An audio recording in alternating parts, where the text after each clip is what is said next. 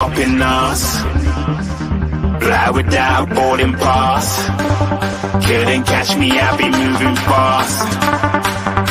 Call me a shooting star. Let 'em know who you are. Flying up in a bar. Wish on a star. Time to show 'em who's in charge. Call me a shooting star.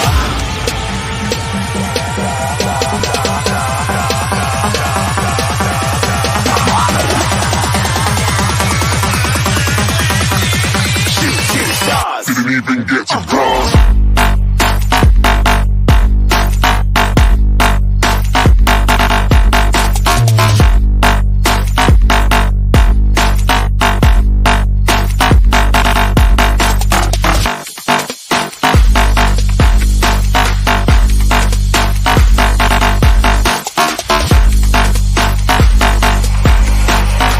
I said I'm moving too far.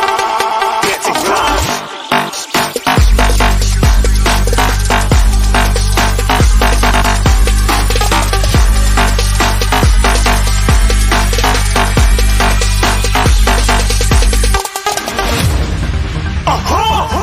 A shooting star. Got more than a couple of people going mad, I swear they're rooting hard. Tell them I be big in the game like she went and got them breast implants. I said I'm moving too fast, didn't even get a glance. I'm ready to eat up track like I'm seated in a restaurant. If you had swag like mine, you know it's best to flaunt. We aren't hating because you aren't shining like it's neon, rock like Kings of Leon. Shooting stars across the galaxy. I stand out, so don't be mad at me. Infiltrate, I'm with my strategy. When I turn up, then I just have to leave. Shooting stars across the galaxy. I stand out, so don't be mad at me. Infiltrate, I'm with my strategy. When I turn up, then I just have to leave. Yeah, shoot, yeah, shoot, yeah, shooting, yeah, shooting,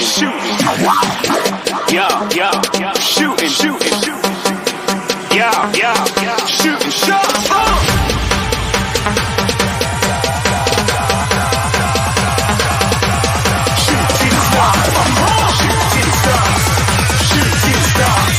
Shooting stars. Didn't even get to cross.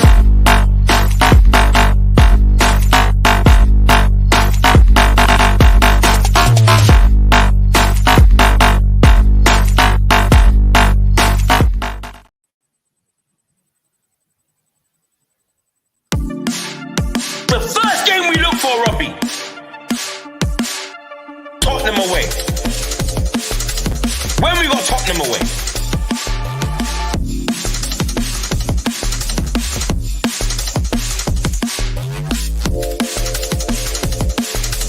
Tottenham away. When we got Tottenham away?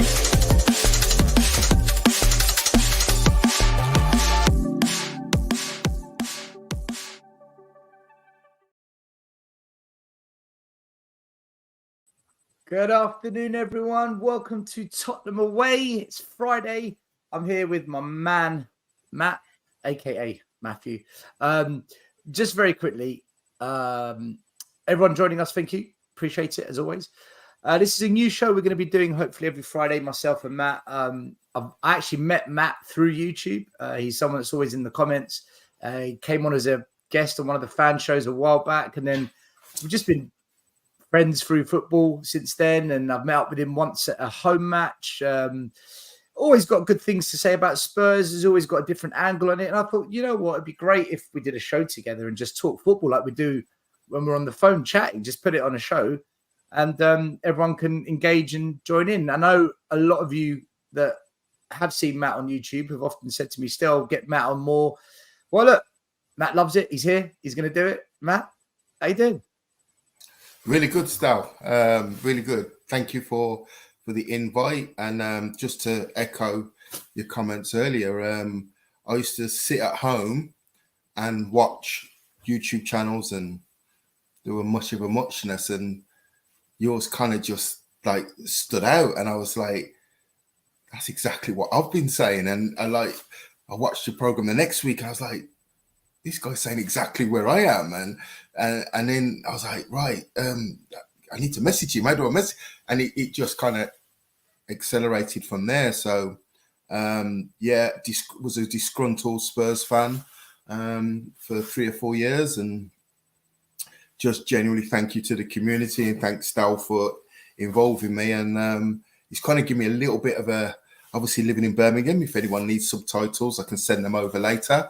But it's just really, kind of kept me involved in Tottenham Football Club. So thank you. Yeah, mate, absolutely welcome. Always.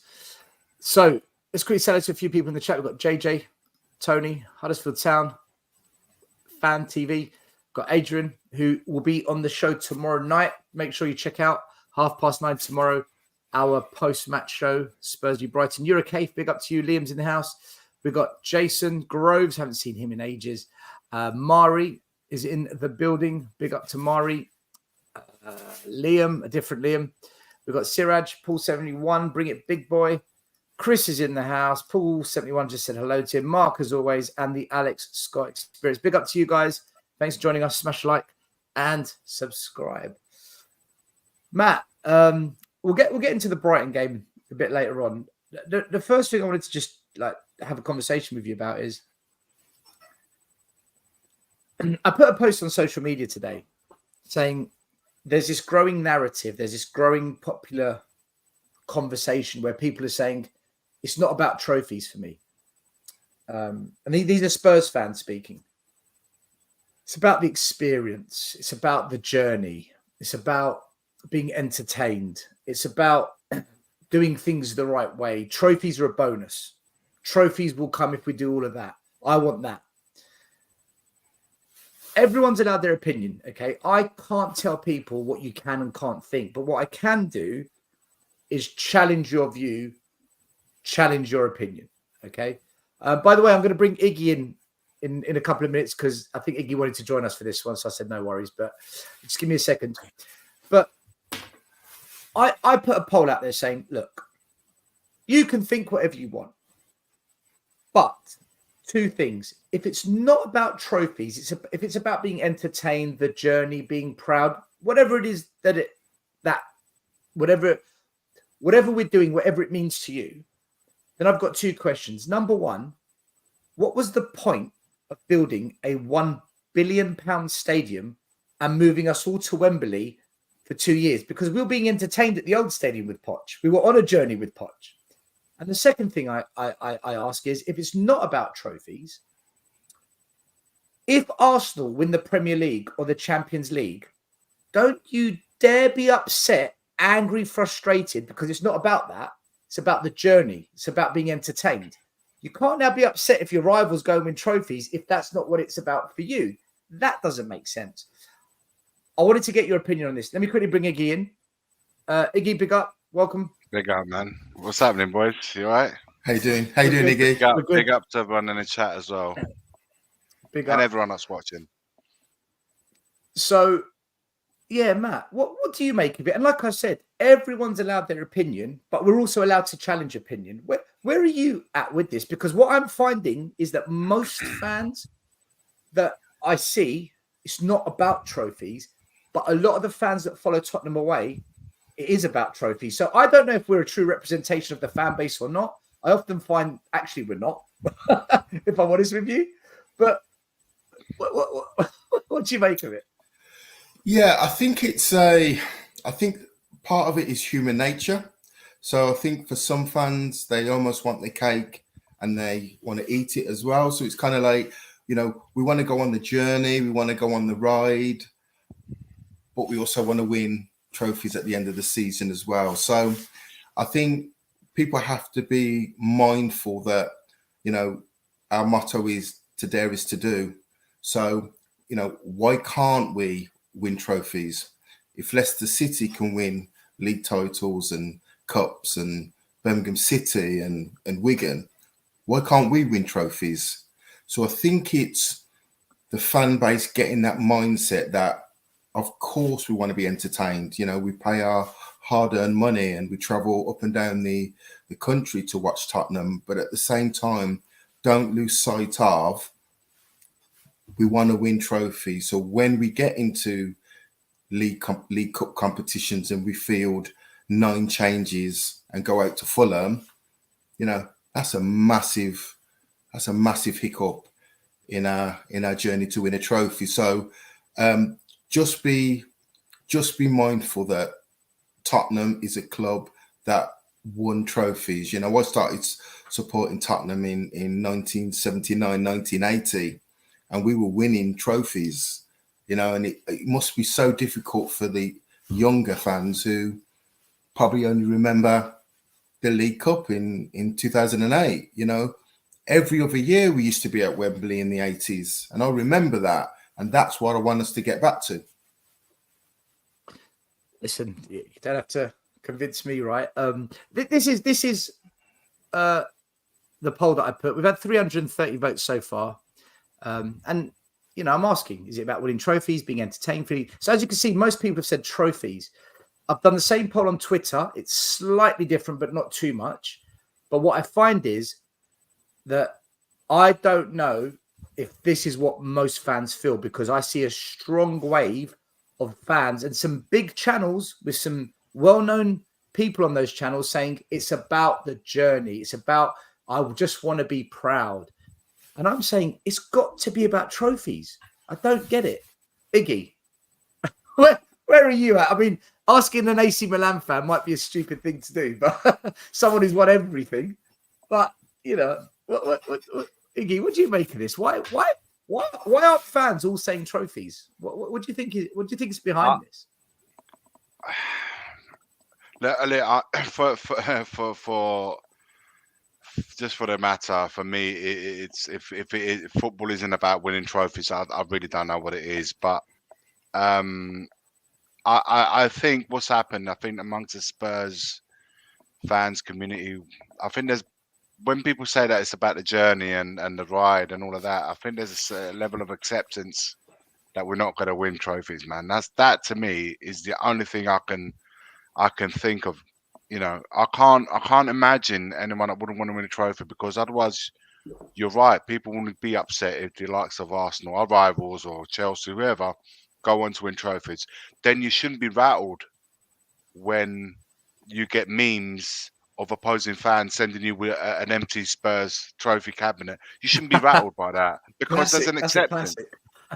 Because if you've accepted that, then why are you rattled by the memes and the piss take that we've had for goodness how long? And you said yourself, Matt, that we haven't won a trophy since 2008, and the younger people won't remember that. My son was born in 2010. He's 14 years old, and he's like, I have not seen a trophy. So it's very difficult to comprehend, because there's like, I'm not bothered by it. It's all about the journey, but then you're rattled by with memes. So or the absolute piss take. Rightly so, man, because opposing fans should banter rival teams or rival fans. We do the same when Arsenal failed to win the league last season. We did it. So it's a back and forth, and it will always be like that, and it should always be like that. But for me, there, like I said, there's a level of acceptance, realizing that we're not that club that aspire to win trophies. We don't set the foundations to win trophies. We set the foundations to become a successful run club, a minted run club. The £1 billion stadium has been built purely for cashing in concerts, the car things, whatever. All these events, it's all been built to generate money inwards. But there's not a reflection, or any kind of reflection, that's going to be invested in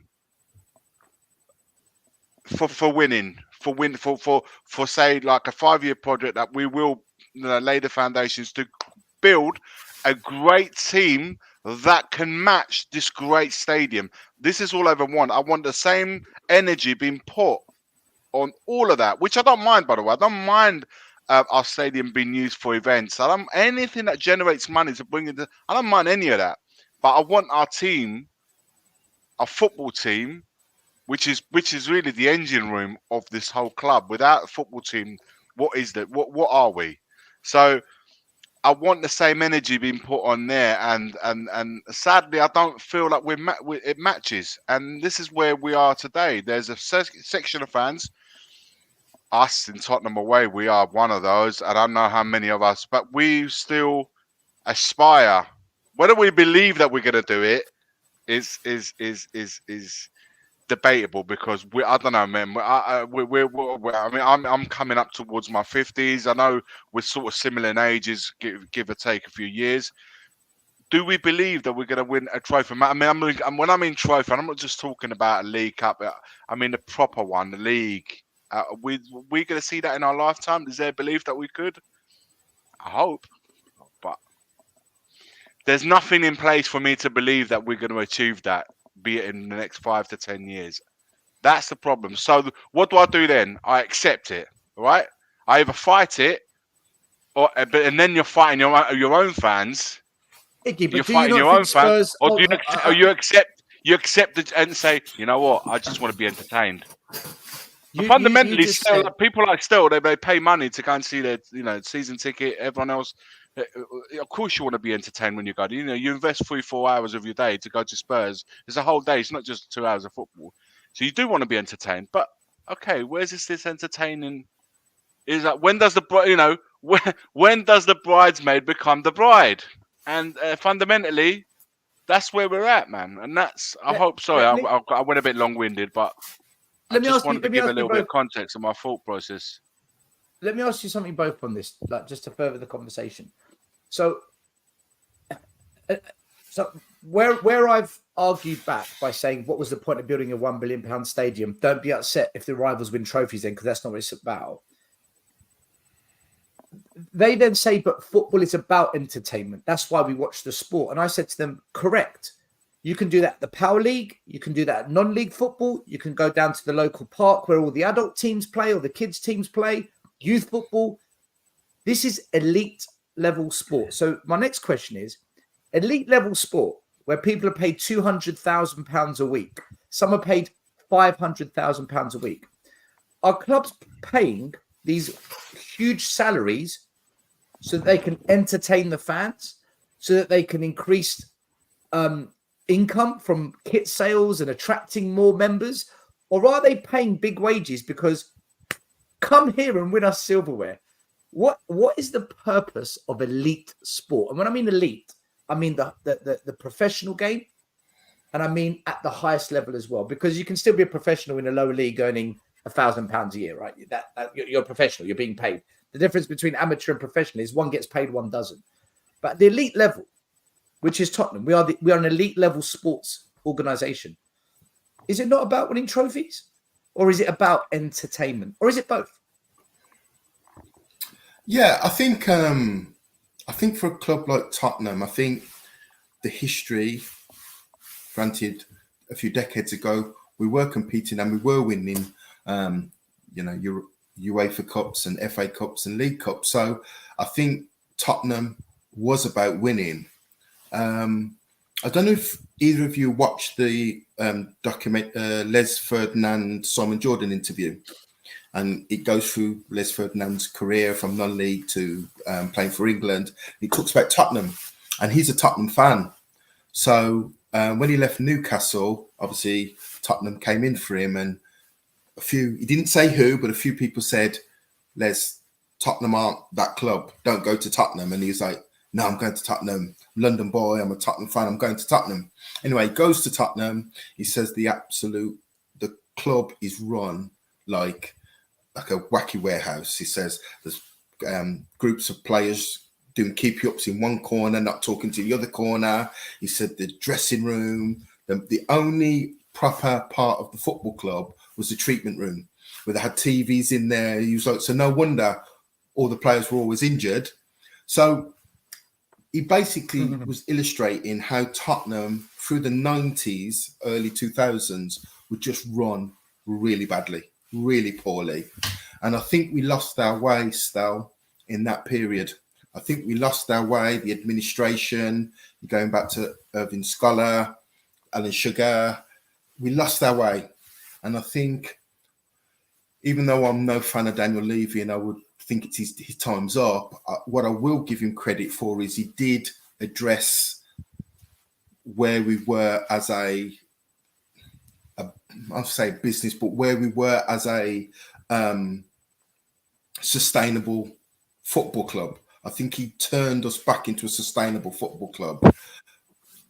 We've lost our identity of winning trophies. I think that has totally shifted. We're now a business which is self-sustainable and runs incredibly well, but we don't have the same level of attention as what Iggy was saying. We don't have the same level of detail to finishing the squad and making us competitive in all competitions. And that's the problem. If you look at the last 10 years, even under the Pochettino, where we were playing great football, normally February, March, April, that's when our season finished. Because when we got into the quarterfinals and the semi-finals of major competitions and the squad was stretched and we didn't have the squad, that's when we lost semi-finals. That's when we lost finals. So for the casual fan, it was easy to point the finger at Pochettino to say, always a bridesmaid, never the bride, not looking a little bit further up the ladder to say, he's not been given the tools to complete the job. So when we're playing against Chelsea and they can bring on Hazard and Costa in a semi-final and the game changes in that moment, the narrative is Pochettino can't get over the line.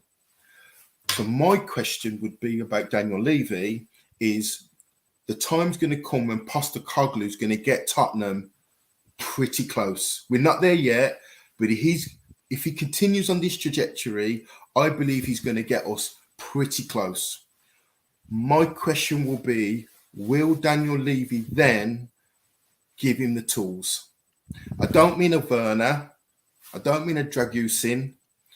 When we are really knocking on the door and we're one or two key pieces away from the big trophy, is he going to go? I don't want to put a number on it. I don't want to put a number on what that signing is going to cost, but is he going to get that maverick? Is he going to get that guy that you go, rain or shine, he's going to deliver? Matt, do you know what I was thinking while she was talking? I was thinking, let's say we as a three have a company and we're on the ground floor, if you like. So we have bosses above us and stuff like that, and we get this machine going. Whatever it is, we're getting it going. We recruit and we're getting it going, and then all of a sudden, it's like we're driving it. But at the end of the day, you have bosses that then will give you targets. Okay, at the end of year one, we've got to do this. End of year three, we've got to do that. End of year five, we've got to do that. So there's targets for us to be hitting, and we have to do the work on the ground. They will back us. They will give us what we need for us to achieve those targets. If you're then working for a company and for any company, and there isn't that same drive from up above, the focus is so much of hitting those targets because there aren't any. It's like, so where would we get our motivation, our stimulation, if you like, in our mind to achieve those goals when there isn't expectations coming from above? There isn't that expectation at Tottenham from the top right down to the players to achieve that. It might be between the players and manager to do well every match, taking it, like you say, Postecoglou will get there. We'll get probably close in the same way Pochettino has. But then it's like, okay, this is as far as I've gone. What is the next step? Which is what happened to us in 2019 when we was in the final with Liverpool. You know, we're literally head on head. They went one way, we went the other. So it's like, and that's what I mean. A foreign player that comes to Tottenham, right, will use Tottenham as a trampoline to put himself on the window to then get the big move. So he use us as a shop window for the Premier League to then move on. Nobody comes to Tottenham because they're like, this is the club I want to win. They might want to join Tottenham because it's good football. Ange Postecoglou is exciting and stuff like that.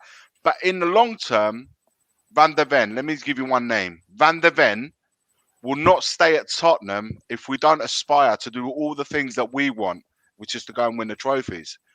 Because otherwise, you know what? The Man Uniteds will come forward, the Real Madrids, the Barcelona. They will come and get your Van der Ven. You will get paid for it, but fundamentally, we will lose. Van der Ven will be just one of the many, or like Bale, Modric, all the ones that have left us to go and win trophy. All the ones that have always the quality players that have ever left Tottenham is only for one reason, and one reason only, because they've gone on to better and bigger things, and they've gone on to win. Fundamentally, that is the reason why they will leave. Not because they hated their time at Tottenham. It's because, mate, I've gone as far as I can in this club. So therefore, right, if the best players always end up leaving us, or so far they have, it is about trophies then. Of course it is. Yeah. Of course. Yeah. Of course. Big wages. But I don't think we're an awful club in terms of wages. I don't think we are. But of course, you can earn a lot more going to the elite teams. But also fundamentally, man, they want to win. They want to win. I don't know a player that want to goes throughout their career not having won anything. I don't know. I don't know anyone that aspires to win nothing. Yeah, I think you get the once in a lifetime Matt Letizia, but you could argue that Southampton were never in a position to win trophies. But Ledley King, you could argue that injuries made his decision to stay at Spurs. You know, I don't think he never really had that bug to go and move to a trophy winning football club. So we got fortunate with Ledley King. But if you look at it, Berbatov, if you go through the list, 99% of them left Tottenham and won trophies. Kane nearly fell for that trap, and then in the end, it's like, no, I've got to go. Son is the next one in line that he's going to probably fall like the Ledley King, a club legend, but he might end up not winning anything with Spurs. Well, man. let me ask you something. He's running out of time. He doesn't think about it. Iggy, hold on, 1 minute. Right. So I started off the show by saying, is it about trophies or is it about the journey, entertainment, right? We kind of discussed that. Then I asked, what is the point of elite sport? Is it about entertainment or is it about winning trophies? And then you guys decided to have a discussion about Levy, right? Which I don't mind. That's what happens. No, but I don't mind. We have the conversation will always naturally go where it wants. I'm going to ask this now, right? Are we now finally going down the road of winning trophies? And I want to bring up something that someone said in the comments here. Strange name, Snake. Are we not doing all the right things? I'm excited for the future. We're giving Ange players 2 refused Bayern and Barca for us. I question that Bayern Barca thing, by the way, but okay. I get the popular narrative. We must be doing something right. So are we now doing what we should have done 10 years ago, 15 years ago for Poch, for Conte? Are we now doing it? Is this going to be the moment where we become that trophy-winning side? Or are we repeating the past with a different look? So, yeah, Iggy, you go first this time. Where are you at with that? Because things do look like they're on the up. But what Snake is saying is right. I'm excited with what's happened at Spurs this season. Okay, I am. There's no two ways of that. The only big F up for me was the Fulham game, which Matthew mentioned it earlier on. Not so much with the Man City one, but look, sod's law, innit? Like, I was it a week or two after Man City, we've got a full squad now. It's just if we had this squad a couple of weeks ago, maybe the outcome might have been different. Who knows? We'll have to let that go. But yeah, the only downside for it was going out of that cup so early on, because I felt like we could have gone a bit further. We should have gone further than what we actually did. But look, right now, But we didn't, Iggy. But we didn't. We didn't. We went out of both domestic cups in round 1 and then round 2, and we didn't even lay a glove on Man City, and we got lucky against. Listen, I'm in agreement with that. I'm not, but taking that aside, I think for year 1 under Postecoglou, mate, he's shown his cards. He's shown what he can do. He's brought in a brand football that we love to see, because we're completely bored with the previous 2 managers of what they had to bring in level of entertainment wise. So I'm happy with that. I'm happy with a starting 11 when everyone's available. I'm happy that starting 11, 12 players. We need to expand the bench a little bit more, because when your level when you start meeting teams like Man City at their best, at Liverpool at their best, Arsenal at their best, then where you're at really. Levels. Yeah, level. That's when you think, you know what? Yeah, that's the growth. That's where we need to grow. So that gives you the full picture where we're at. But I'm excited for this season. But then in my back of my mind, I can't help it, guys. Maybe it's like, post-traumatic stress. I don't know. I want to see beyond, and I hope there is a beyond. It's not just here and now, because I'm all for the here and now, but there has to be a continuity. I don't want it the first time where you said, Matt, when it comes to it, when we get close, what's going to happen? Are we going to bat this geezer, or are we going to do what we always do, is give him the elbow, see you later? Because fundamentally, if you don't back your manager, he loses heart, he loses faith, he knows he's done as much as he can, and before you know it, he gets sacked. That's what I don't want. I've seen it many a times like we will have. I don't want that to happen. So I'm going to say yes, Snake. I am happy with how things happen in this season. I hope there's a continuation from it in the summer and beyond. But my doubt is that beyond. That's where I'm at. Not the present. I'm happy with the present. I want to believe in the beyond. So my same question goes to you, Matt. Has Levy finally changed his ways? And to add to that, is Levy changing his spots, or is this a smokescreen? Matt, where are you at with it? So for me, I think I'm in both camps. I think we are better equipped, we're better prepared to recruit players, i.e. the recruitment team that's now been brought in. So there's a team. And from what I understand is they're already speaking to players, Rafina, they're already speaking to players now for the summer. So I'm not sure we used to do that before. So there seems to be a designated team that are ahead of the curve in regards to recruitment. So I think we are better equipped. I think credit, and I've mentioned this to you before, Stal, and not so much to Iggy, but also Iggy included, that I think your channels have raised the volume, just raised the noise a little Matt, bit. can I quickly ask something on that? Do you believe, because I get people like this, I get people that watch this channel that disapprove of my views on Levy. Sorry, Matt, not this one. He approves of you. What is your plan to get rid of Levy? I get ridiculous questions like that. Which, how do I get rid of Levy? But do you think, and I want you to continue answering the question that you were answering, but do you think channels like ours, the protest, the noise we made in the stadium, the toxicity last season, do you think we got into the corridors of Tottenham? Do you think enough noise was made where they got rattled? Yes. Okay. Yes, I firmly believe that. I think so. I think we did. Yeah, I think because you'll be amazed how even a lie becomes a truth. It only takes one person to believe a lie for it to become the truth. So somebody says something, somebody at the bus stop, somebody at the train station hears it, they then travel to their destination and they put their spin on it. And before you know it, that one rumor, that one murmur has become factual in a different city. So I think what you guys have done and women have done by kind of asking questions about the level of the club, what our intentions, what our aims are, I think that has certainly, someone's gone, oh yeah, that is right. That's a really good point that was just made. And then they go and repeat it somewhere else. And I think slowly but surely, I've never witnessed Daniel Levy looking so under pressure as he did towards the end of last season. And I used to label him rhino skin.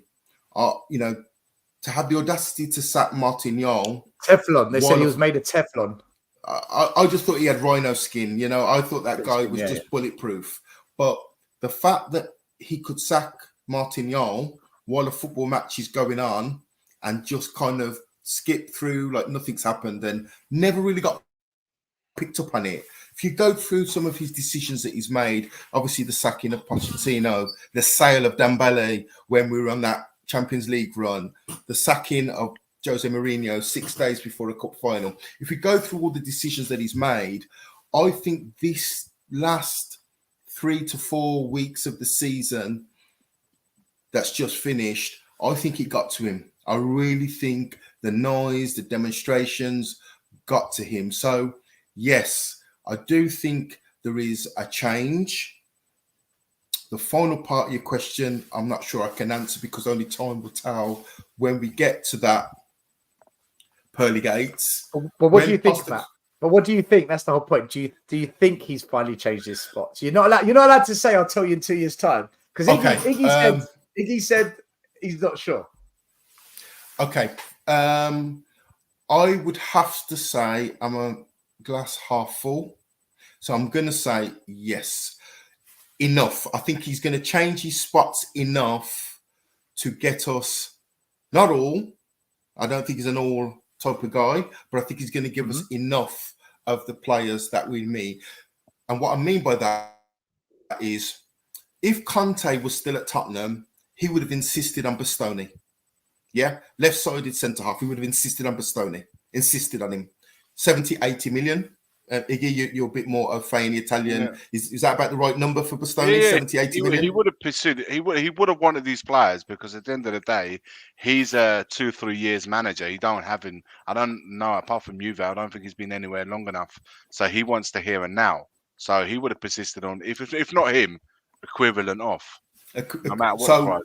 So I don't think a Van der Ven, I don't think he would have accepted, as ludicrous as it now sounds, I don't think he would have accepted a player from Wolfsburg at 22 at the time. So why I say yes is I think Postecoglou and his recruitment team will pick up those gems. Again, I don't want to put a number on their costs, but I think for every Bastoni, I think we'll get a Van der Ven. So, yes. Matt, the problem you'll have is fending off the big teams coming for those players because you'll have a big elite team. Will have no problem slapping up 80 million on the table saying, give us Van der Ven. And you've got a real big choice to make now. You've got a real big decision to make. Do I sell one of my biggest assets now, 89, it might be 100 million. You will be tested on Van der Ven. You will be tested on Udogie, whoever else you want to mention. You will be, and we then have to show what we're made of. Do we stick and say we're keeping these guys and we're building on top to go and win, or we're just selling and dismantling and everything? And that's the problem that I've got. That's the one thing I am glad that we've got Daniel Levy. I never really worry about when clubs bid for our assets that he wants to keep. I think he's one of the best in the business at fending off and asking for astronomical numbers in the retaining of players. If you think about it, but the players' heads get turned though. Okay. They see that and they're like, "Well, I want to go now," and then there's a collision caused with Levy with that. Yeah. That's a good point. I think will Udogie in 18 months' time, if Real Madrid, for example, could come in for him, if I don't know, Barcelona, if they've got money, come in for Van der Ven, will his head be turned? But I actually think we're better equipped to deal with the bids. My concern is when we get to the pearly gates and he says, right, we're 2 players off. With 2 players off getting into heaven. That's where I'm inclined to say more no than yes. I don't think it's going to happen. I think I think we're going to have this brilliant year 2, like it always has, this build, and then it's like, right, now we're ready to bang. Now we're like we were with Poch. Now we're ready to pounce. And I think in that moment, that's where I think we're going to go, or not we. You know who will go, it's not for me. I think this will be fine for a while, but I don't think, because I've seen nothing in 23 years, 24 years to make me believe that can happen. That's more, when I say further down the line, that continuation, will that happen? I think when a push comes to shove and we're ready to then say, right, put down 200 million or whatever on 3 quality players, winners, bring them in and take us to that next, and we'll win titles. That's where I don't think it will happen. I hope I'm wrong. I'll be listening. I'd love to come on here and say, you know what, guys, I've got it wrong, and we've gone on to win. Nothing will make me happier, but it's that part there, man. That I'm not too convinced about. But right now, I'm happy with things are going at the moment. I think he's got us to a point in Tottenham now that we're a threat. We're a threat against any team. I think we're a threat against any team in such a short space of time that I think the fact that we've brought in a recruitment team now to recruit players gives me a little bit more optimism. I hope Levy so, probably still has to sign the check, but I'm a bit more optimistic. I hope so as well, because you know what it is. What makes me also believe that if that does happen again, I don't feel like it. See, anywhere in Europe, still mention AC Milan, and if that were to happen and got to that point, and then because of our ownership that didn't back the manager, who then ultimately leaves and players start to get their heads turned, there will be an absolute riot amongst the fans, like with the club. There would actually be a collision course. I don't think, because of our mindset, which I was mentioning earlier on, because of the way we are, I don't think there might be a disgruntled, there'll be maybe a section of fans who will be unhappy, boo, leave, or whatever. But I don't think there'll be enough about us at Spurs that will say, yeah, all right. The board, I could just imagine them sitting there on the board going, yeah, all right, look, they're going to be pissed off for a little while. But do you But right? So it'll pass. Iggy, We'll get an exciting manager, a couple of players in, and it will pass. We'll go again. but doesn't this link to what I said at the start of the show? If the fans are divided on what they want from Spurs, is it a day out? Is it the experience? Is it the journey? Is it to win trophies? Is it to be entertained? Is it to be proud? If we're divided like that, can't the board pretty much just get away with keeping us top 4 as long as we're playing nice football? Because the fans will keep towing the line and jumping on the next project and saying, this is the one. Trophies are coming.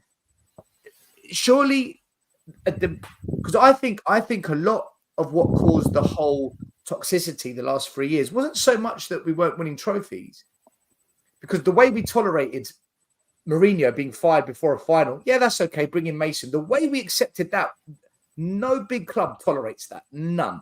We took it on the chin. I think it was the football. I think fans were so fed up with the football, they said, right, enough, get Levy out. That's why I ask, as long as we play good football and we get top 4, maybe we get to a semi-final, haven't the board kind of got the customers, the fans, kind of where they want in order for them to just carry on? Look at that heat that you lot were saying that Levy took at the end of last season. How quickly he managed to like change that around. He's like sitting there, brother, going, hey, I've done this again. I've done it again. I'm not listening. This is not me targeting him. I'm just saying, man, the guy's cute. He's clever, man. He knows what he's doing. He knows how to get us all on side. Look, we're happy he's right got now. The customers around his little finger. Man, listen, he's got us wrapped. Yeah, of course he has. The stadium is a sellout, man. You can't get a ticket. You cannot get a ticket for even the bottom of the league. Luton, you're going to have a problem getting tickets for Luton at home. That stadium is sold out no matter what. So, listen, I accept anything, and if people disagree, I completely and utterly get it. I'm just giving you like what I truly feel, man. I hope with all my heart that I got it wrong, and in 5 years we could be sitting there saying, you know what, I got it wrong. We've gone on to win the FA Cup. Yeah, Challenge for the league. But also, can I say something else? Obviously the Champions League next season will expand, doesn't it? It goes up to 32 teams. So that means that if you qualify for Champions League, the Champions League will, just for entering the competition, just for making top 4, you'll get 60 million euros, I heard somewhere. So nearly 55 to 60, just for taking part in the Champions League. So participating it becomes more important. Doesn't matter if you don't do anything in it, but just getting there will be. I think as well, Iggy, on top of that, I think because of the sustainability measures now, it's actually, I don't know if this is by coincidence or by luck, but it's actually put Spurs and an even better position. Because normally, when there's a transfer window opening, Chelsea, Man United look at their squad and say, right, we've got a gap here. Sancho's just gone out. We need to, and they normally go out and bring 270, 80 million pound players in. They haven't been able to do that in January. And if the rumours are true about Chelsea in June and July, they're going to have to be very, very clever and careful with their outgoings. So you think, Matt, with that rational thinking, strike when the iron is hot, right? I'm with you. I'm with the thinking. The logical thinking is there. Rational thinking is very smart. Whilst everyone's like watching behind their backs, we should have a clear coast. We will take advantage of that. Will we take advantage of it? Because we've got money to spend. People saying we ain't got money to spend, financial fair play. Plenty. We have got money to spend, man. Plenty to spend. And that's what I'm hoping, that even Arsenal, all these clubs are affected by sustainability. Arsenal have only had this year's Champions League revenue to kind of keep the walls from the door. If we get Champions League football on top of the money that we've got, on top of the sustainability problems that other clubs have got, this could be a really, really strong chance for us to, I never put a number on what a player should cost, but if we are clever and we do get in 2 or 3 game changers, not 18-year-olds, game changers that can come in and make an impact. Better off. Can I add to this? My take on this all. By the way, Wayne Holland, thank you so much. He sent us a super sticker. I can't actually see what the sticker is because it shows it on YouTube, but the software we use, which connects YouTube to the software to stream, we never see it. All it says is super sticker. So, but thank you anyway, Wayne. If you want to come on the show, Wayne. Big up to everyone that's just joined the show, man. Some of them don't know what we're kind of talking about. They're trying to figure it out. So, we're currently talking about, the direction. Are we going in the right direction, or is this smokes and mirrors? Wait. When you say the right direction, we are talking at the right direction here and now. The answer is yes, but beyond what we're seeing. Yeah, that's what we're talking at. That's what because some people might be thinking, what are you talking about? Everything's going rosy at Spurs this year. It's great. Everything's fine. We're loving what we're seeing and we're happy with it. But we're trying to expand a little bit. That's where we're thinking. For those of you who just joined now that don't quite know what we're talking about, that is essentially where we're at. I personally feel I am slap bang on the fence, the wood pushing itself up my backside. That's how firmly in the middle I am. I'm not convinced we're going in the right direction, but I'm not closed-minded to say no. I'm in the middle, and the reason I say that is because our transfers have definitely improved. The speed at which we're getting them done, that's definitely changed. I'd say of the 9 or 10 players we've signed this season as a whole, I'd say 6 are good. 1 is, and 3 I don't understand. But that's better than normal for me. So let's say 7 out of 10 is good. That's better than normal. I also think the football's improved. But where I'm not convinced yet is we still haven't signed, for me, those quality proven players. Maddison, you could say, is one of them. But until I see Chiesa's, Kvaratskhelia, that level of player come into Spurs, I'm just going to say, you're not going to beat Liverpool and City and Arsenal to titles, man.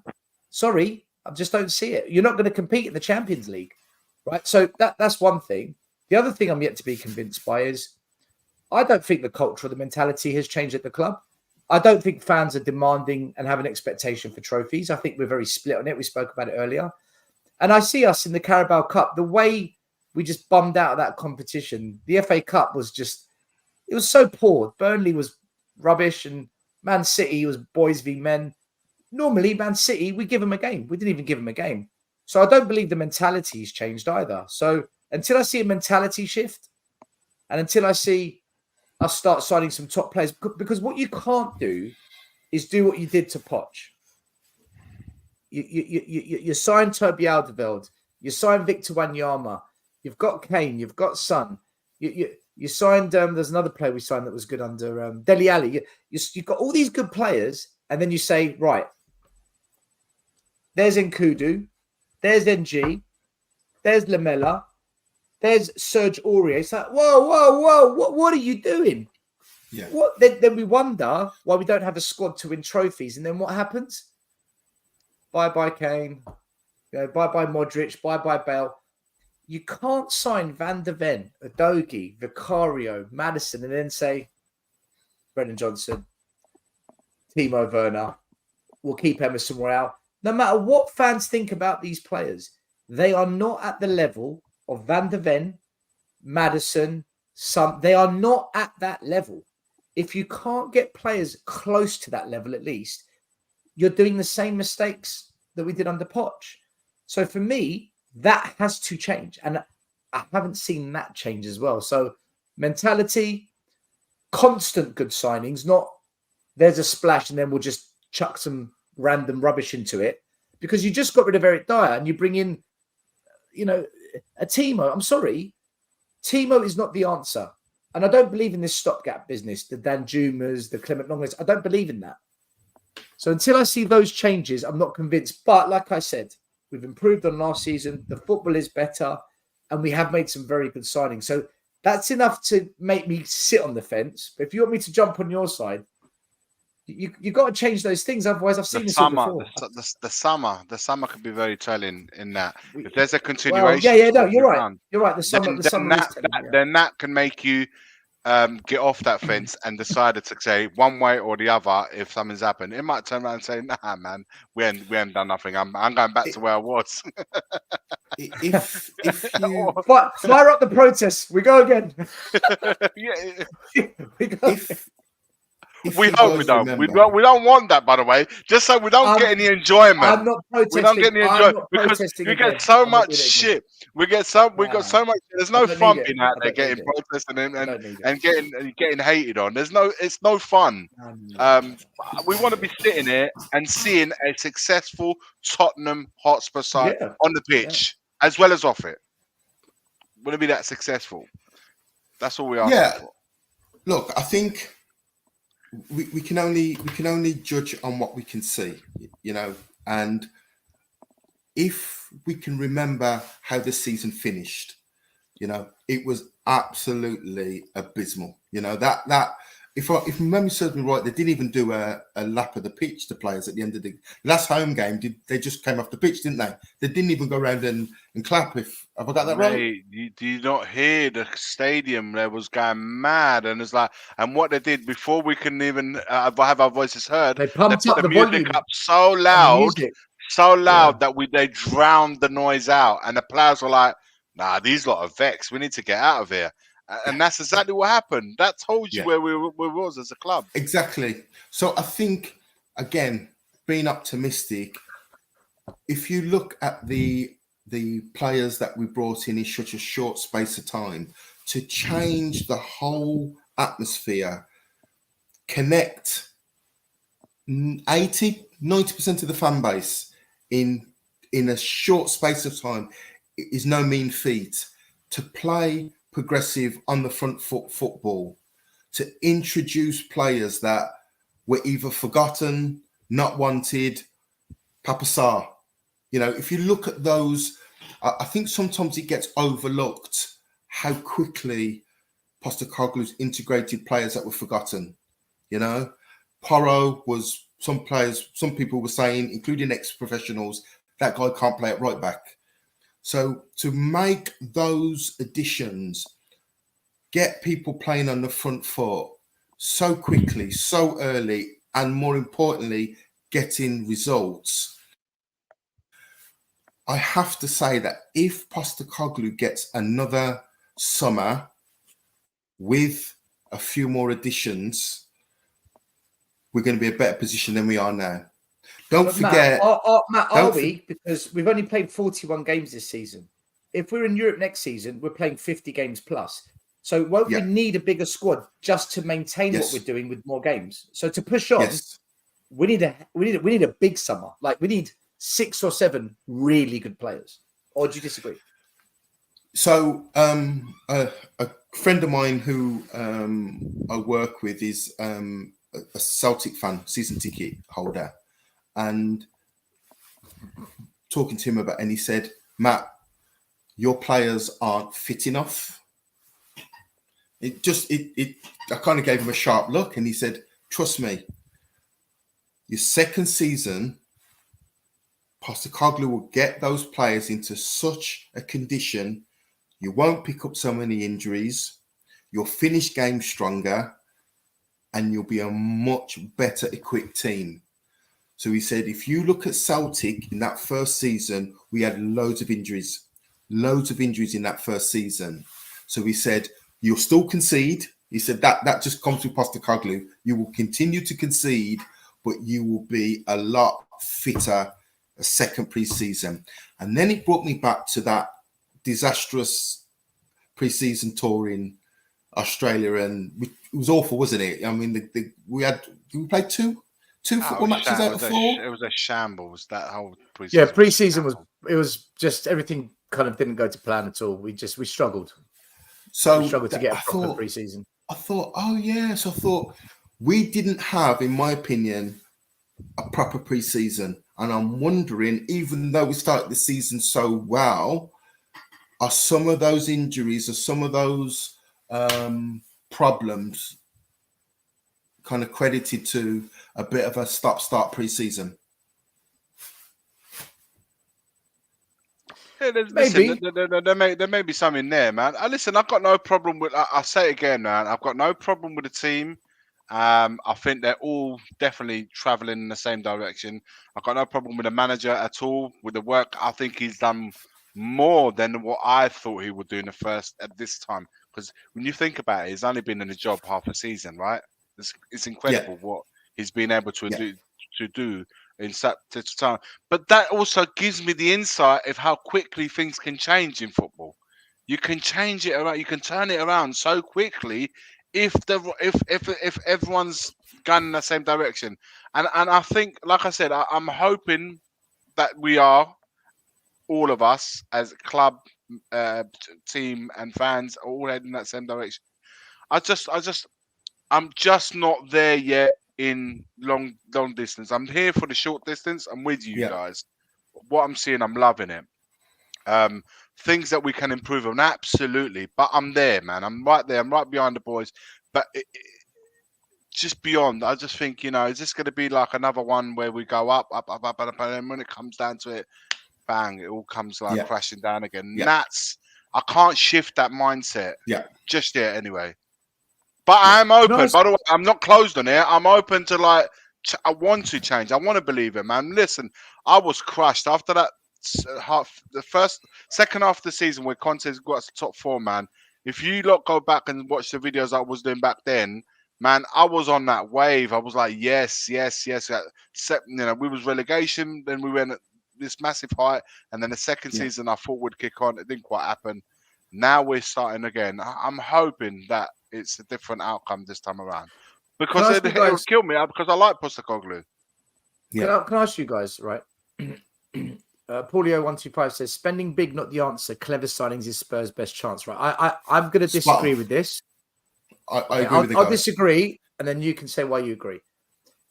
When I look at the level of competition we're up against, they've got too high a caliber quality of player for us to compete against without at least trying to match some of those qualities in our squad. So I look at Man City. They couldn't win the treble. They couldn't do it. £100 million, Jack Grealish. £60 million, Haaland. Boom. And Grealish was pretty important in Man City's Champions League campaign last year when they won it.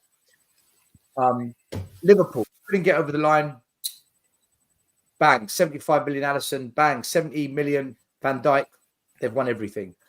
Arsenal this year, let's see what they do. 100 million Declan Rice. As much as we don't like them, for me, he's been the most consistent performer in the Premier League this season. Week in, week out, Declan Rice has performed.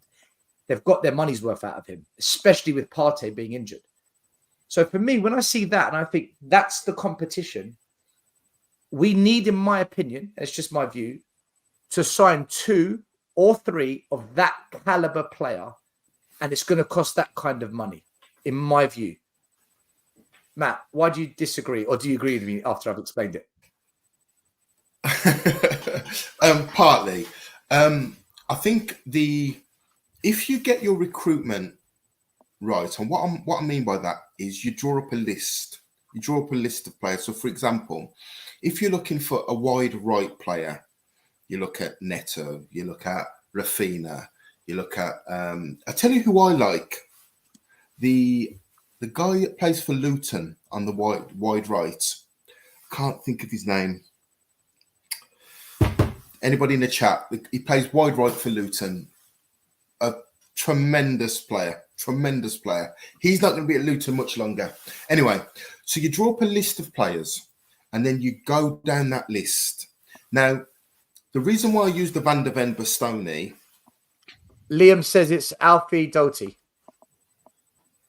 Ogbene, Adebayo. Boxing Hotspur says Ogbene, and Mappin says Adebayo. So it's free. No, I don't think it's we don't know. Yeah. When you get a chance, watch that guy that plays wide right. I think he's in the top 5 for the quickest players in the Premier League recorded this season. Van der Ven's number 1. Just so we know. Of course. I don't get fixated on the money so much because I think Van der Ven cost 42 million. 42 million, I believe, Van der Ven cost. Now, it was a bit more than that. It's a bit more. But yeah. Okay. Is it 47? 42, 47? Yeah, 47. Something like that. Okay. So, Guardiola cost 80. How much did Guardiola cost for Man City? 80 million? Guardiola cost 78 million, yeah. Okay. Again, I may be shot down in flames for this, but would you swap Van der Ven for Guardiola?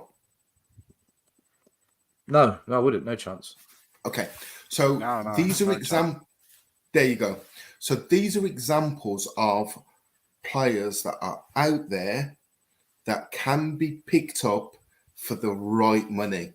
And that's what I mean, the right money. There was a period, Stel, where Tottenham they didn't even have a rod in the water. We weren't even fishing. We weren't looking for players. That 2018, 2019, we weren't even looking for players. So what gives me optimism now that we actually have a recruitment team that are set with the job of finding, interviewing, and capturing players. But Matt, do you know what my concern with this is? If we get into this mindset of, no, we don't need to do what Stelios said. We can do it this way. We can keep doing the Van der Ven thing. That's fine. But what happens if Kvaratskhelia or Chiesa are available? They're happy to come to Spurs, but it's 75 million. We're going to say, no, because we're looking for another Van der Ven type player. When you've got proven winners who are, in my opinion, the level below Mbappe's, that level below, and you know that they don't just bring quality like Van der Ven does. They bring something Van der Ven doesn't have. Winning mentality. Iggy, not just a winning mentality. I remember when Edgar Davids signed for Spurs. I'll never forget it, right? I've gone to the pre-season friendly. As soon as his name was announced, everyone was like, Edgar Davids. He's actually coming on in a Spurs kit. As soon as he touched the ball, everyone was like, ah! The same happened when Antonio Conte, his first game, I went to it was a Conference League game.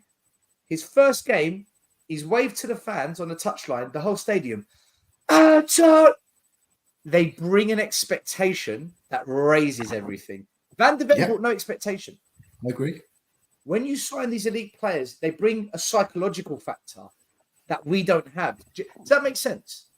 But it's true. But I still think they come. I'm not saying don't sign Van der Ven. I'm saying just get a couple of them psychological. But let the competition look at us and say, "Holy shit, they've signed Kvaratskhelia. Oh my god, Oshiman's at Spurs with Ange." It puts the fear into the opposition. But also, they would have won. They would have come winning recently. Do you know what I mean? That you would, if you get Osimhen, he's Serie A champion. If you Chiesa has won, it's Euros. You bring winners, and that for me is something that's lacking at Spurs. Who do we have in a current team that's won something? Romero's won a recent? World Cup. Romero. So yeah, and that's fine. Madison's won an FA Cup a couple of years ago, but you see what I'm saying? Like, we need more. That's We it. need that bit That's more. We need winning that mentality. Yeah, it's massive, guys. Don't underestimate how powerful it is, especially when things are not going too good. I think we've got like a nice little group there with Romero, Son, and as well as Madison. Captains. I think they bring a good energy there, and I think we've got really good. I think we're a really good set at the moment. We've got really foundations good, are good. solid The foundations are good. players. I think if you could just sprinkle it with a couple of players that's still saying a couple. Iggy, Not Klinsmann. Do you remember when Klinsmann joined us? How we all felt? We went bananas. We were like, "Oh my god!" So two, 3 of those players, Matt, with that lot that I've just mentioned, mate. That's that you elevate massively. It's a statement, and it also it brings the belief. And when you have belief around the camp, in the fans as well, then all of a sudden it's like, you know what, we might actually be able to do something this season. Sorry, guys. Very quickly, guys. What did I miss? I'm not even going to say this again. Discrimination, racism, anything like that, you're out. Stay humble. I don't know what you were thinking with that comment, mate. That's it. We move on. I'm warning everyone. Don't go down that road. It's nothing to do with football. Nothing. Sorry, Iggy. So, Matt, have we swayed you? Are you on board with our thinking? Or you're like, no, keep doing bad events? No, I see a little bit. And I think I agree with you both. We need a statement. We need a statement signing that kind of almost like Ndombele. Ndombele at the time was highly courted at the time when we got him from Lyon. I remember people saying, "You've got a baller there." Yeah, but we didn't know him. Let's be honest, we didn't know him, did we?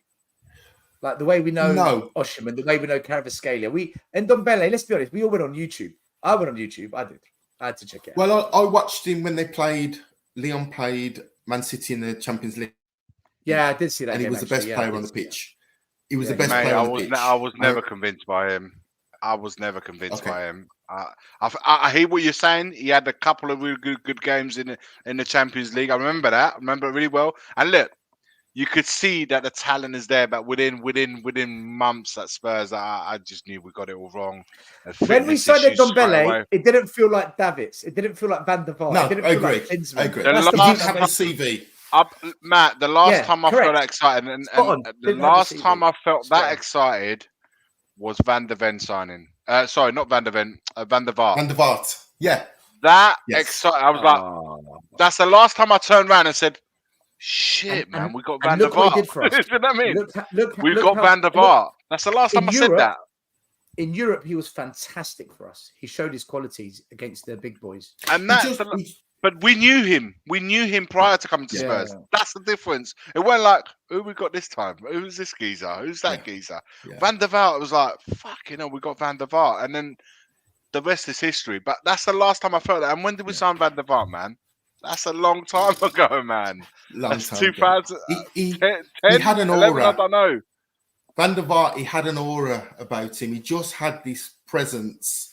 You know, he attracted. I'm the bollocks. He had that. I'm the bollocks. Look, that's charisma. And sometimes that's all you need, man. Sometimes it's like I'm the nuts. That's it. Man. Give me the ball. But the thing is, I love players that have that about them, but they can back it. They're not just saying it; they can back it up. When the pressure's on, they say, "Well, you give me the ball."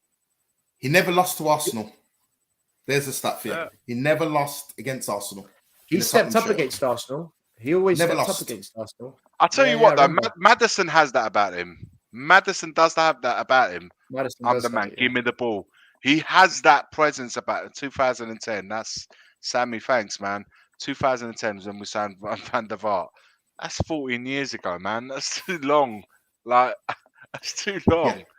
Yeah. Matt, do you honestly believe that Spurs could win a major trophy without signing at least one or two of these kind of special players, if we call them that?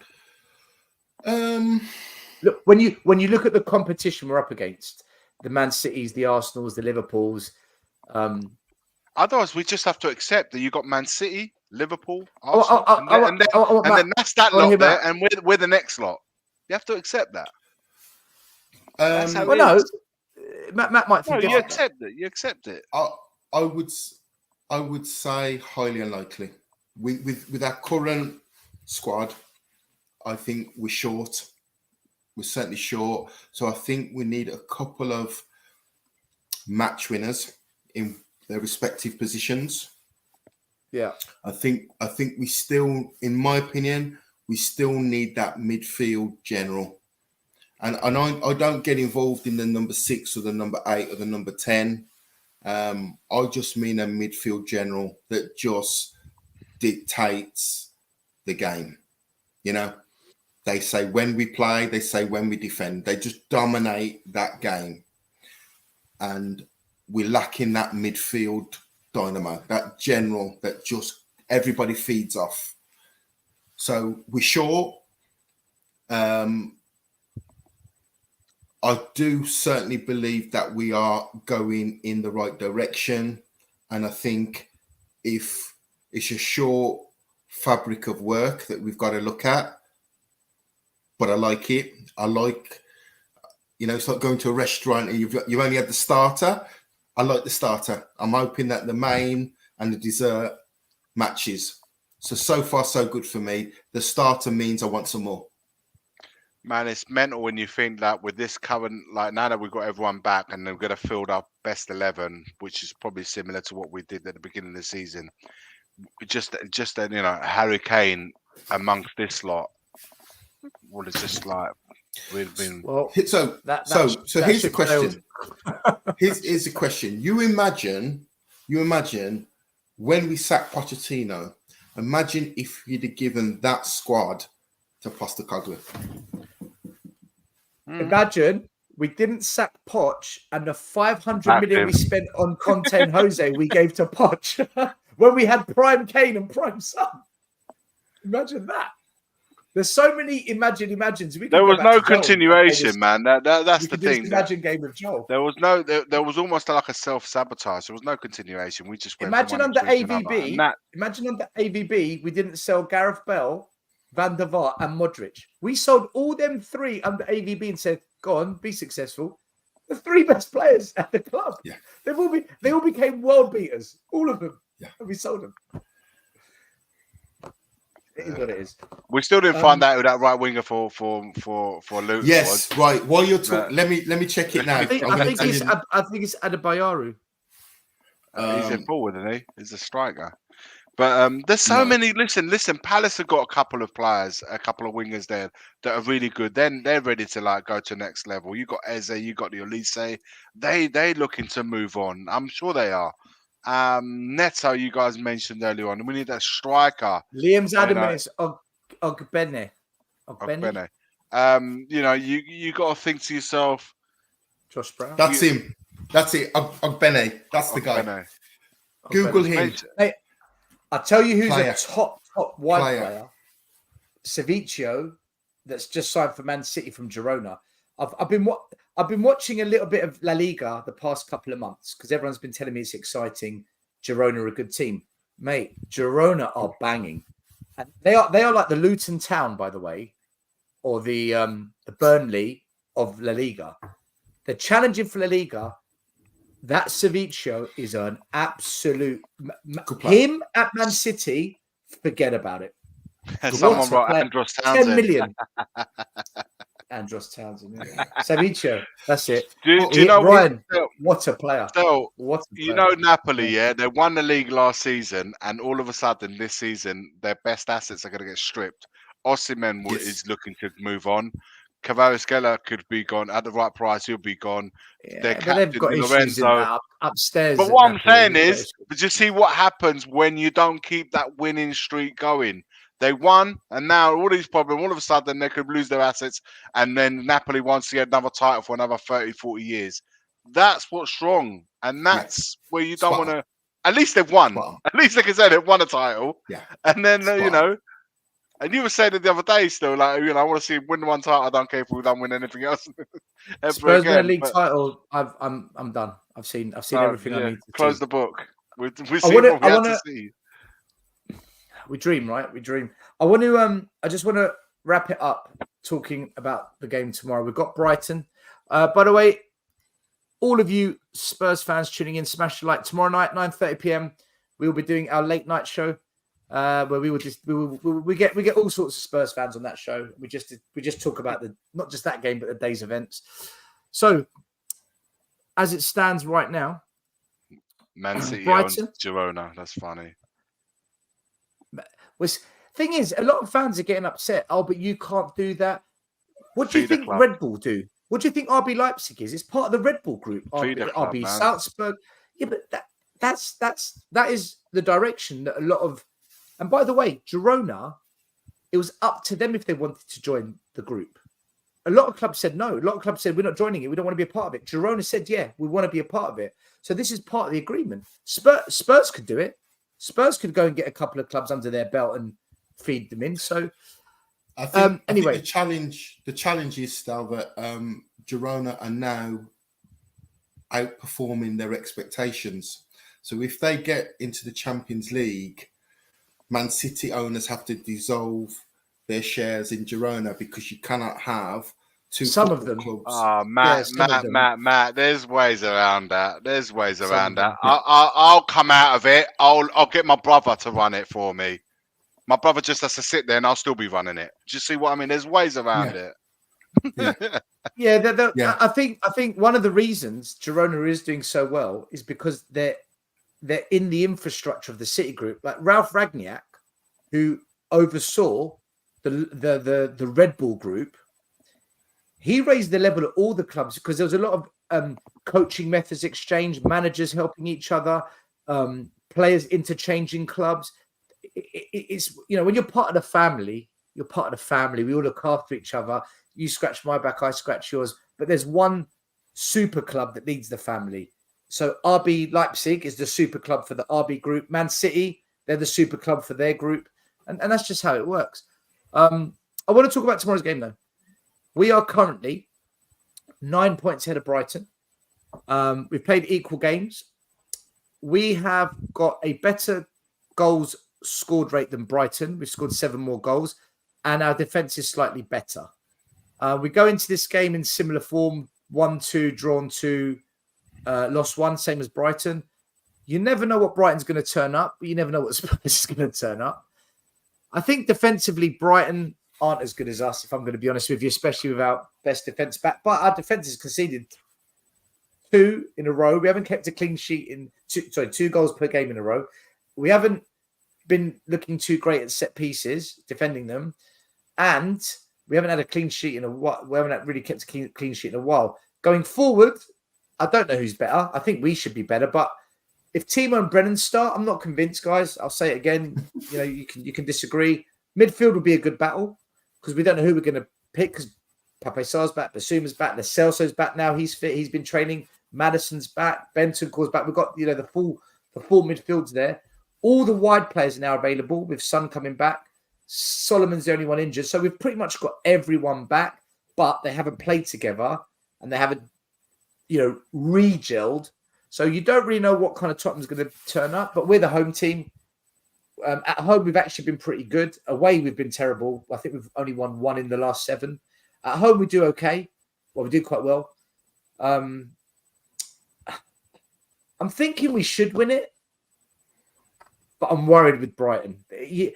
Either they're going to batter you 4-0 or they're going to get hammered 4-0. That's the kind of Brighton we're seeing right now. You just don't know which way it's going to go. So we're hoping we see the Brighton that turned up away to Luton. We're hoping that's the one that turns up. What, guys? Don't you think Luton have gone beneath the radar? They're actually a really good side on a budget. They're like a budget. Yeah, listen, man, they're doing more than well. It's almost like you've gone into Lidl and you found a jar of Harrods jam. It's like, what's it doing here? Yeah. What's it doing here? Yeah. Listen, they got their stuff together. But look, Brighton, you're right, man. They've been an up and down team, but they'll go away to Sheffield United, beat them 5-2, lose away to Luton 4-0. It's been like that season. But I'll tell you what, smashed Crystal Palace last week. Smashed it exactly. So Spurs, at St James's Park. Luton Town 4-4 at St James's. Spurs, They were 4-2 it's up. been weird, but the Brighton Spurs games have always been like it's almost like it's on a live wire, it's on a wire, and then a decision, a moment, completely swings the tie, and that I feel is going to be the same again tomorrow. Look, we've got, from my point of view, our next 3 games, and I'm latching on to what you said about us at home. Our next 3 games are at home against, respectable position. We respect them all, but it's Brighton, Wolves, and Palace. Mate, if we're going to be serious the second half of the season, we should be looking at 9 points there. Do you know what I mean? So tomorrow's going to be tough. Wolves is a hard game, though. They are hard games. Brighton tomorrow is going to be a tough game. Palace, we should be destroying them. They're a mess. But the bottom line is, still, we're at home, man. We got no Chelsea in between that away because that's been postponed, and bloody good time would have been to play Chelsea as well. But as always, so for next 3 home games, man, we've got to be looking at 9 points because Man United are just, they're right behind us now. Man United are right behind us, so we can't let them get closer and us losing the reach between us and the ones that are ahead of us. So for me, tomorrow is massively important, but it's good that we got everyone back. I think Son will start. I think Son will definitely start on the left-hand side. For sure. I think Kulusevski will start on the right-hand side ahead of Brendan Johnson. That's my feeling. Because that's my only doubts in that forward line. In midfield, I think Sarr will be in there because Sarr brings us so much energy in that. He's a good player, of course he is. Yeah. But the amount of pitch he covers is insane. Of course, Maddison will start. The only one I'm a little bit unsure of who's the other midfielder is going to be. Is it going to be Bentancur? Højbjerg will come in there, or will it be Bissouma? I don't know. That's the one I'm a little hesitant. Of course, the back 4, the goalkeeper, that remains untouched. So I think if we go like that and we start strong, I think we can get to them, and I think we can come away with all 3 points. But I do think these sort of games against us and Brighton are always decided by a moment, which completely and utterly changes the game. I don't see that happening. I don't see any different happening tomorrow. But I think this time we're due pumping them, if that makes sense. They are due one from us, and I think tomorrow might be the one. I hope. I agree. Matt, what's your prediction? Iggy, what's your prediction then? Before I go to Matt. Oh, but I think, listen, I'm going to tell you now, we need to stop conceding 2 goals a game. I know conceding goals is part of us. We can't keep doing this 2 goals a game business because that's been happening for how many games? 3, 4 games, 2 a game. We need to not stop that. But I see another high-scoring game. I see another 3-2. 4-3. I'll see a high-scoring game tomorrow because they are just as bad conceding goals, and I don't think we're going to resolve this. And I think both managers approach this game head-on, high defense, and it's going to be an attacking game. So for the neutrals, watching, I think it's going to be a really good game to watch. I think it's going to definitely be a good game. So I'm seeing a high score, 3-2, 4-3. I'm seeing a lot of goals. Spurs to win, I'm guessing. Yeah. Spurs are going to win it. In my opinion. Who's your 3 midfield and your 3 up front again? I was saying that I think Son will take his place up front on the left. Richarlison, I think Kulusevski will edge it against Brendan Johnson. The 2 midfielders, Maddison. Your front 3 is Son, Richie, Kulusevski. That's our 3. So Son's on the left. Yeah, I think he'll start on the left. He ain't going to move Richarlison, man. He's just banged 8 in 7 games. I don't see him losing his spot. Son, Richie, Kulu. Yes, that's my 3. Okay. I think that's going to play. In midfield, I said Maddison and Sarr, I think, will start. I can't quite work out who's the 3rd midfielder is going to be. Is it going to be Højbjerg, Bentancur, or Bissouma? I'd like to think it's Bentancur. That's what I would go for. But that's my choice. But I think I don't know, man. Bissouma, it depends how he is on the back of that AFCON/malaria. Is he recovered fully from that? Postecoglou said today he's fine, so he could start. Højbjerg, you can't rule him out not starting, but I would be, for my preference, it's a no for me with the others available. So I see Bentancur. I hope to see Bentancur in there because I think we've got a nice little mix. technical team with them three, and of course the back four and the goalkeeper remains unchanged in my eyes. Although some people have been saying that we should. Well, when are we going to see Dragusin? I don't know, guys. With this back four, I don't know. Matt, what do you think for tomorrow? How do you think it's going to starting, go? What's your Matuma's prediction? playing. And what's your with this? We don't need to know what you think of the back four. We know what the back four is. What about your midfield and your front three? What would you do? So my prediction is there will be blood. There will be goals for sure. There will be goals in that game. I think I'm pretty similar to Iggy. Just a couple of adjustments. I think it will be midfield of Bentancur, Sarr, and Maddison. Hope so. And I think the front three will be Richie down the middle, Son on the left, and Timo Werner on the right. Really? I think he's going to go with Timo Werner on the right. At home, I've only ever seen him play on the left. I've never really and up front. I've never seen him play on the right. I think he's going to go with Timo Werner on the that right. Same side with Porro. Yeah. Yeah. I think he's going to go Timo Werner on the right. Attacking, at home, man. At home, I think away, I think he would have gone with Kulusevski, but I don't think Decky's been in good form recently.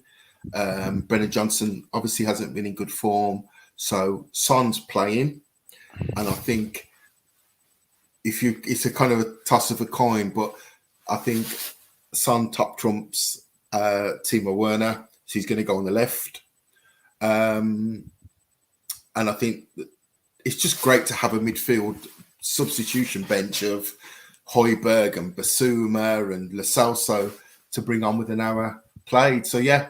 That's me. Yeah, that's Celso's back as well, apparently, isn't he? Celso's back as well, mate. We've got a bench. Finally, we've got a little bit of a bench. I've got to ask you both a question, but obviously, let Stel say what he reckons. What team do you think is going to go?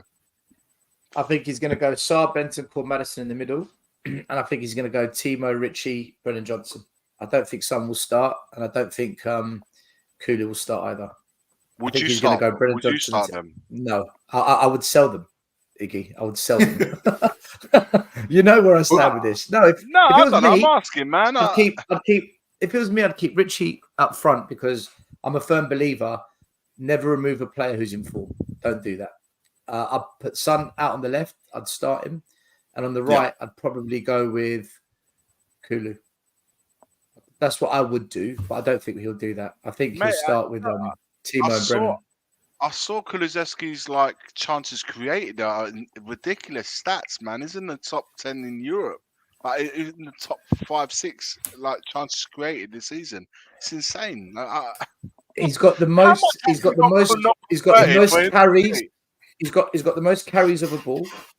He's up there with chances created, distance covered, so you can tell how much he tracks back and carries the ball forward. He's third in the league. He's got a lot of good stats, but fans keep criticizing him because he cuts inside. That one thing he does, he gets a lot of criticism for. Here's a stat about Kulusevski, right? Pedro Neto has played 72 football matches and scored 12 Premier League goals. Kulusevski has played 69 Premier League matches and scored 12 goals. So it's almost the eye test. If you say Neto and Kulusevski, everyone goes Neto all day. I think it's for the characteristics. As a winger, I think here in England, as a winger, you want to see that quick, sharp, getting in and out. Kulusevski, it looks anything but a winger, if that makes sense. Physically, of course. Aesthetically, it doesn't look like a winger, does he? It looks like a centre midfielder rather than a right winger. I think we just when you think of the players that we've had in the past. I'm trying to think on the top of my head Bale, but also even the little Neto type, like Aaron Lennon. Those quick Kulusevski doesn't quite fit that identity, the mold. But my question to you both was this, guys, because it's something that's been rattling me, and still knows with the goalkeepers and stuff like that. I'm really fixated with them as well.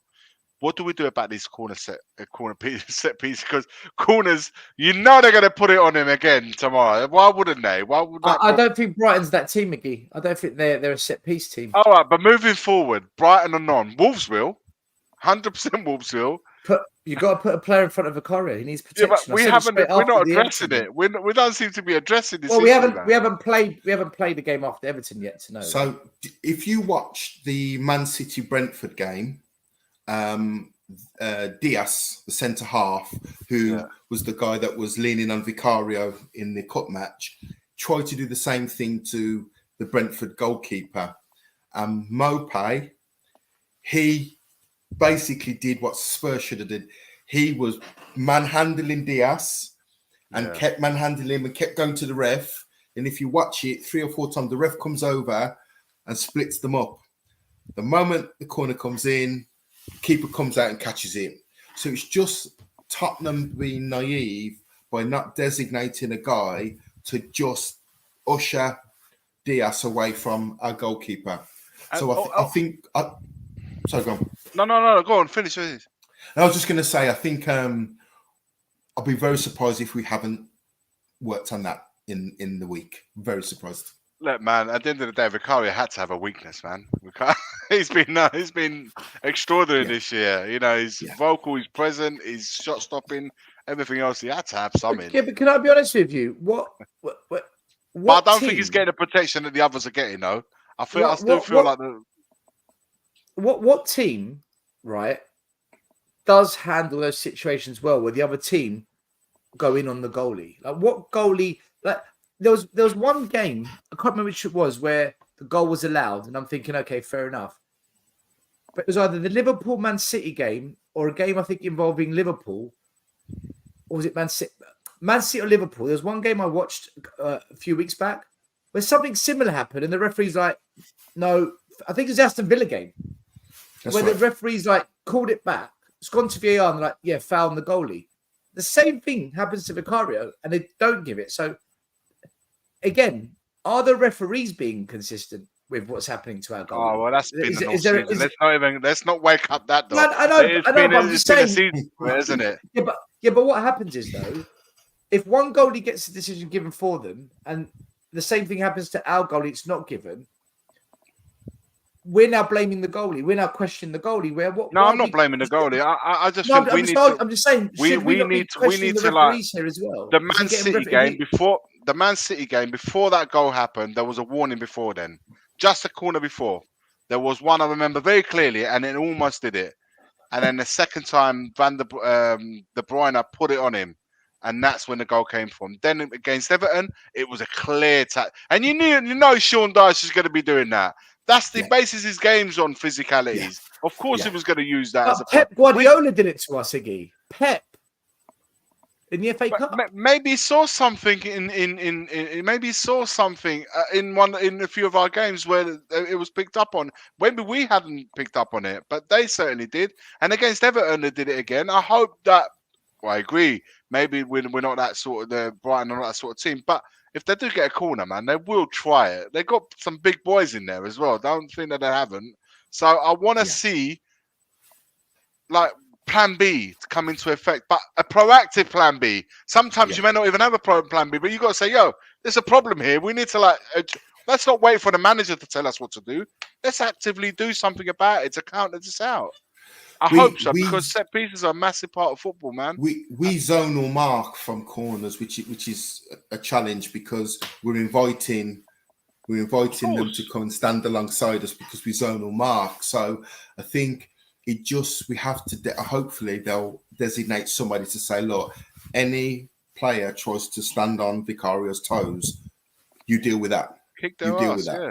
You deal with that. And that's a comfort, really. If you look at it, what you just said there, Stal, Man City, even though they had chances in the game, they had to resort to Sean Dyche. No, come on, Alvarez missed the one, a sitter. Yeah. De Bruyne, I don't even know how he missed the target completely from where he shot from. Yeah, there was some clear, but I don't remember Ortega having to do anything. That, for me, was the only disappointing stuff, is that we didn't make the keeper work for anything in that game. But listen, it's gone. That's come and gone. We need to focus on tomorrow, and then hopefully we come away with 3 points. Because Do you know what? I think it's going to be a really good performance tomorrow. I really three think we're home going to put in a games. performance. I think if we come away with 9 points in the next 3 home games, man, that sets up us nicely. Keeps Nah. Man United at bay, and the ones ahead, I think we can catch them. I think we can catch Iggy, the likes of Arsenal and Aston Villa and those teams there. Iggy, woo! Catch Arsenal. Okay, we'll see. You never know. You never know. Will predicted it. Will said we're going to finish third. I didn't say we'll win the league. I didn't say we'll win the league. Catch Arsenal. Catch Arsenal. Yeah, I think we can. I never said. Look at the table, man. I never said. Well, in the next 3 games, in the next 3 games, 1 minute. I need to get Matt's prediction. He hasn't even given us his prediction. Right. So you've gone 3-2, Iggy. I've gone 2-2. 3-1. Spurs. Matt's gone for 3-1. Yeah. Okay, so 2 wins and a draw. So no one's predicting a loss. That's good. Yeah. So with the league table, are you guys a little bit worried about Man United because they've found a bit of form, they've got a lot of their players back, and they are not in Europe either. So they're only 2 wins off of us. West Ham play Arsenal tomorrow, which is interesting because if Arsenal lose or get a draw and we win, we're now 3 points or 2 points behind them. I think Arsenal will beat West Ham, by the way. I don't think they'll lose that. And Man United play Aston Villa. Home. Oh.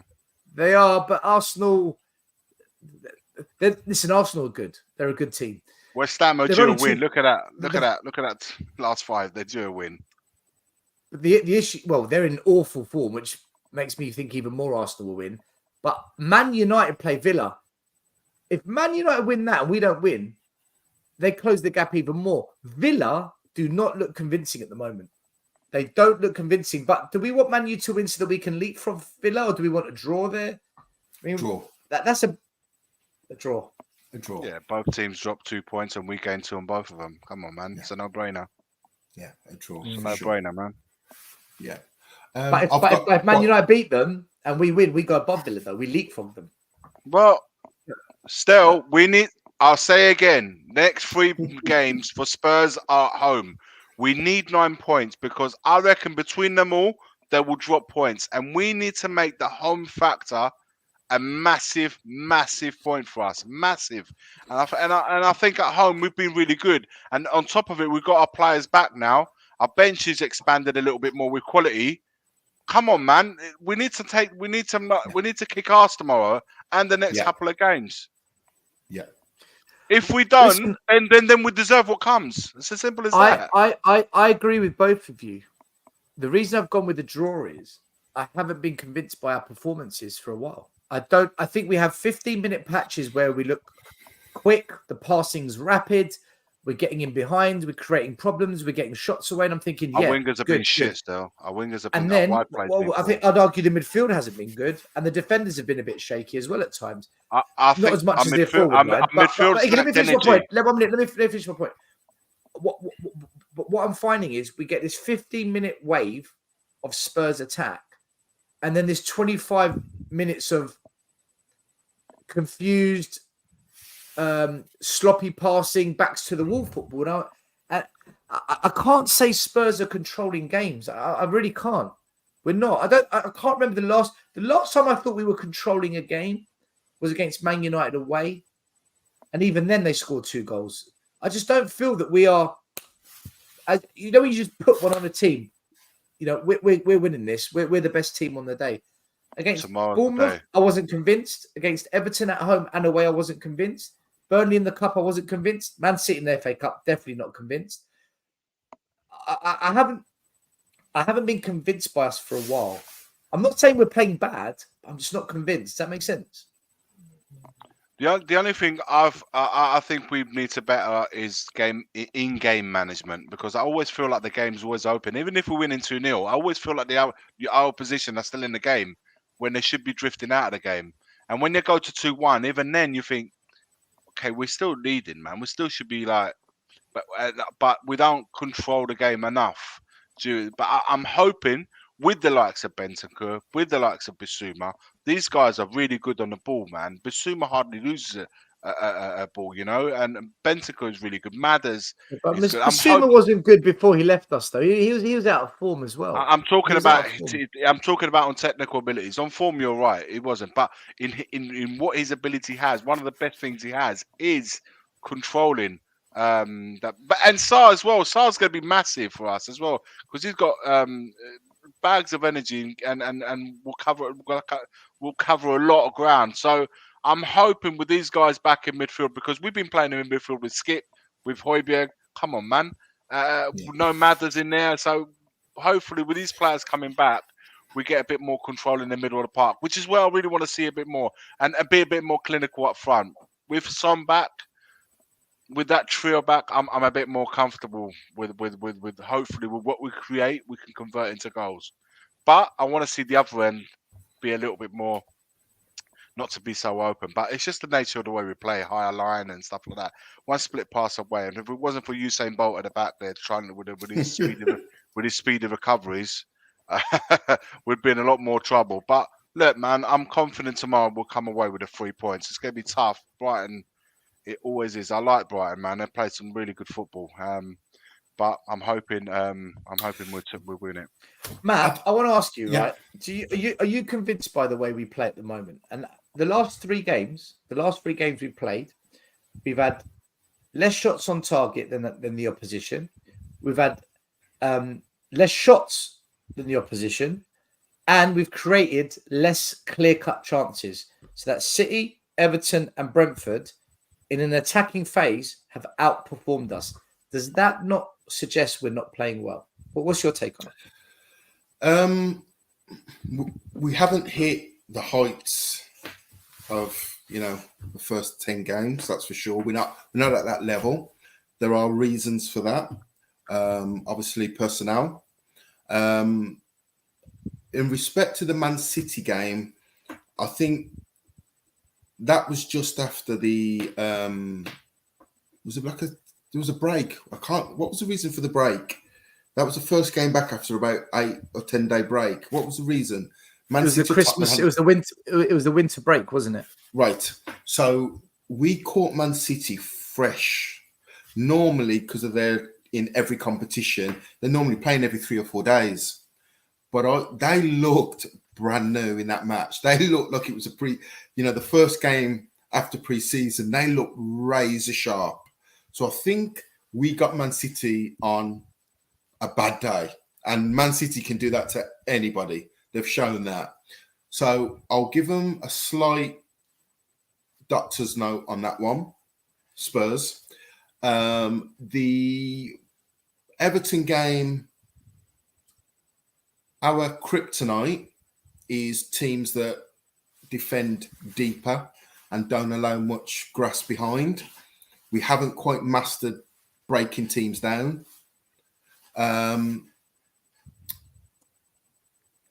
The one that worried me was the Brentford in the cup at home. That was the game that I thought, we should have really put them to the sword, and we were poor, very poor in that game. So we're not at the level that we was before, but I think competition breeds performances. And I think when you're looking at dressing room now, and Sarr thinks if I don't have a good 45 minutes, I might not get out for the second half.